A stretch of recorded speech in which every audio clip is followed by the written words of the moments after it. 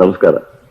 ನನ್ನ ಹೆಸರು ನಾಗರಕಟ್ಟೆ ಶಂಕರ ಉರ್ಫ್ ಶಂಕರ್ ನಾಗ್ ಅಂತ.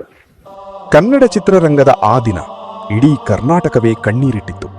ಆ ಕರಾಳ ರಾತ್ರಿ ಕನ್ನಡಿಗರ ನೆಚ್ಚಿನ ಕರಾಟೆ ಕಿಂಗ್, ಆಟೋ ರಾಜ, ಮಿಂಚಿನ ಓಟದ ಸರದಾರ, ಬೆಂಗಳೂರಿನ ಕನಸುಗಾರ, ಹೀಗೆ ಹತ್ತಾರು ಬಿರುದುಗಳಿಂದ ಕನ್ನಡಿಗರ ಮನೆ ಮಾತಾಗಿರುವ ಶಂಕರ್ ನಾಗ್ ಕೇವಲ 35ನೇ ವಯಸ್ಸಿಗೆ ನಮ್ಮನ್ನಗಲಿದ್ದರು. ಕೇವಲ 12 ವರ್ಷಗಳ ಚಲನಚಿತ್ರ ಜೀವನದಲ್ಲಿ ಅವರು ಬೀರಿದ ಪ್ರಭಾವ ಅಳಿಸಲಾಗದ್ದು. ಆದರೆ ಆ ಅಪಘಾತ ಕೇವಲ ಒಂದು ಆಕಸ್ಮಿಕವಾಗಿ ಆದ ದುರಂತಾನ, ಅಥವಾ ಅದರ ಹಿಂದೆ ಬೇರೆ ಯಾರದ್ದಾದರೂ ಕೈವಾಡ ಇದೆಯಾ?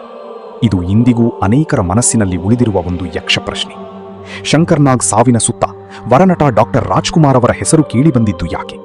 ಆ ವಿವಾದದ ಹಿಂದಿನ ಅಸಲಿ ಸತ್ಯ ಏನು? ಬನ್ನಿ ಇವತ್ತಿನ ವಿಡಿಯೋದಲ್ಲಿ ಕಂಪ್ಲೀಟ್ ಆಗಿ ತಿಳಿಯೋಣ. ನಮಸ್ಕಾರ, ಬರ್ತೀನಿ.